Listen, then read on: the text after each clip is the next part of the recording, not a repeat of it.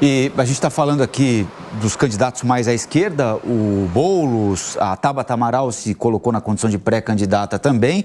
Na direita e centro-direita tem essa pré-candidatura do Kim Kataguiri, tem a pré-candidatura óbvia do prefeito, Ricardo Nunes, e o Ricardo Salles, sem apoio do PL, está liberado para sair sem risco de perder o mandato de deputado e procurar uma casa que o acolha, não é isso?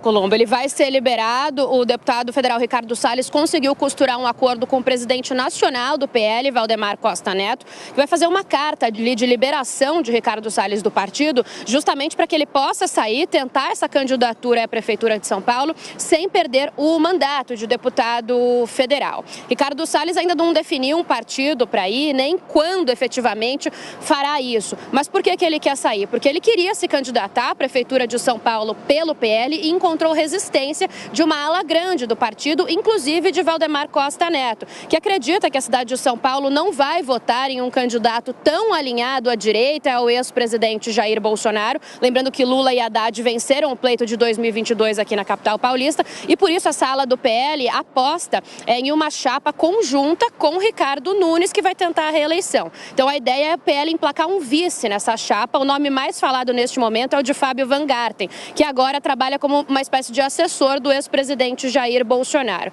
O que falta mesmo é saber quem Bolsonaro vai apoiar, né? Ele ficou ali muito tempo próximo de Ricardo Nunes, eles se encontraram diversas vezes aqui na capital paulista, nós noticiamos, mas recentemente também teve um encontro com o Ricardo Salles, diz que deseja sucesso nessa tentativa dele de candidatura e inclusive pensou ali em um apoio a Ricardo Salles. Então, não se sabe ainda exatamente o que Bolsonaro deve fazer agora pensando nas eleições de São Paulo para o ano que vem. O que a gente tem até agora é que Valdemar Costa Neto tem essa predileção, então, por Ricardo Nunes. Bolsonaro ainda não está decidido e Nunes falou ontem, inclusive respondeu uma pergunta minha em um evento, dizendo que ainda deseja apoio de Bolsonaro. Mas o que a gente sabe aqui dos bastidores é que a campanha de Nunes não quer que ele se alinhe tanto a Bolsonaro, porque também acha que ele pode ser fraco aqui na capital paulista, pensando no ano que vem. Tudo isso está se desenhando ainda, então a gente tem que acompanhar os desdobramentos. Mais importante dizer também, Colombo, para a gente fechar, que Bolsonaro ainda não se decidiu sobre esse apoio, mas o governador Tarcísio de Freitas, que é aliado e alinhado a Bolsonaro, ele deve sim apoiar Ricardo Nunes, já vem fazendo elogios ao prefeito de São Paulo há algum tempo em diversos eventos por aqui e deve em breve, ainda até o final do ano, começo do ano que vem, anunciar efetivamente esse apoio à reeleição do atual prefeito de São Paulo. Vamos ver como é que fica essa história toda. Beatriz Manfredini, todas as informações, apuração, bastidor sobre a eleição para a maior e mais importante cidade do país. Amanda e Cláudio, falta um pouquinho menos de um ano para o primeiro turno das eleições municipais. São Paulo já desafiou todas as lógicas, né? São Paulo já reelegeu prefeitos que eram tidos como improváveis de serem escolhidos, como Gilberto Kassab, como Celso Pitta, por exemplo. Já trocou Luiz Erundina por Paulo Maluf, já trocou Fernando Haddad por João Dória. Enfim, é difícil encontrar uma lógica na cabeça do eleitor paulistano, né, Amanda?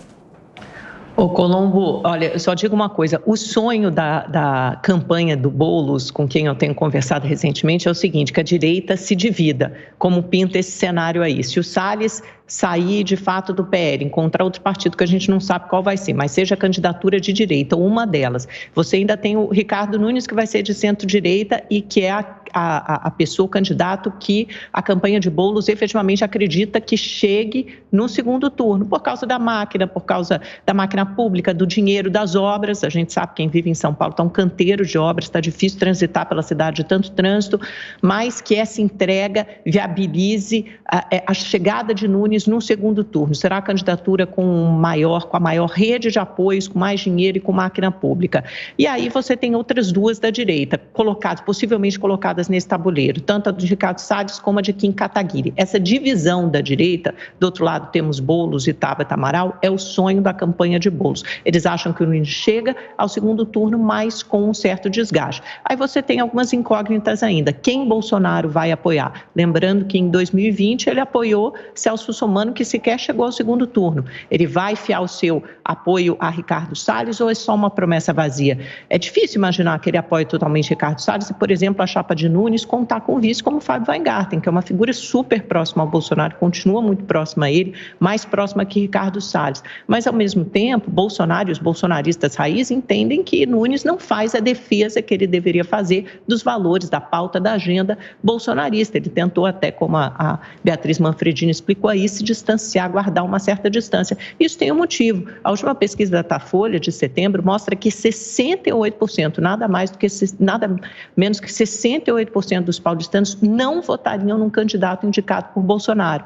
Haddad ganhou aqui na cidade no ano passado, quando ele concorreu ao governo de São Paulo, superou Tarcísio de Freitas e Lula superou Bolsonaro. Portanto, São Paulo, a cidade de São Paulo é diferente do Estado. Ela tem um histórico de votar em candidatos mais progressistas. Vamos ver se isso se mantém ou não, mas como você lembrou, é uma caixinha de surpresas. Dória, por exemplo, ganhou no primeiro turno em 2016, surfando na onda da direita.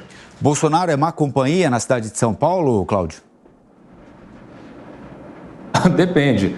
Olha, Colombo, a gente na eleição passada agora, né, se você for partir do princípio que o Boulos está recorrendo ao Lula para desfilar por São Paulo, ele está entendendo, a leitura ele está fazendo em cima do mapa eleitoral de 2022, quando o Lula conseguiu aí 53%, um pouco mais, em São Paulo, na capital. E o Bolsonaro ficou com 46%.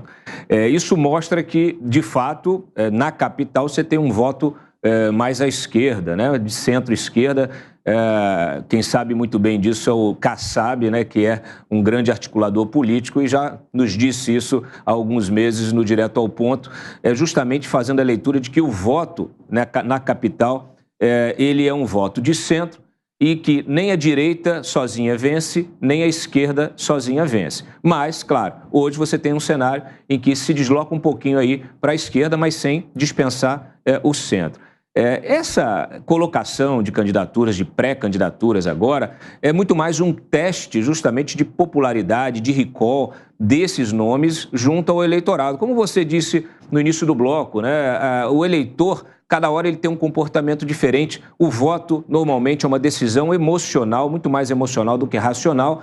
E a gente ainda pode ter novidades aí, né? A gente imaginar que o Bolsonaro vai ficar sem um candidato próprio, imaginar que ele tem o filho deputado federal e que pode trabalhar o nome do próprio filho e colocar na disputa, né? Tudo isso pode acontecer, né? Como disse a Amanda aí, né? Não faz muito sentido você ter o Fábio Weingarten como vice do Ricardo Nunes, sendo que o Ricardo Nunes há pouco tempo estava querendo ter a Marta de vice. Ricardo Nunes é um nome que provavelmente não disputará a reeleição, por mais que ele queira, a menos que ele queira enfrentar a derrota, porque dificilmente, mesmo com máquina, mesmo com tudo, é um nome que não tem condições. As pesquisas internas que estão sendo feitas mostram que ele fica ali entre 10% e 11%, sendo o atual prefeito tendo a máquina na mão. Quer dizer, não tem jeito, potencial eleitoral é diferente de gestão, de capacidade de gestão. Muitas vezes a gestão não é reconhecida e cria essa dissociação aí entre o eleitor e o candidato. Então a gente ainda vai ver muita novidade. Vamos colocar a lupa aí, porque efetivamente essa eleição na capital, na cidade de São Paulo, ela é fundamental para esse jogo político de 2026 também.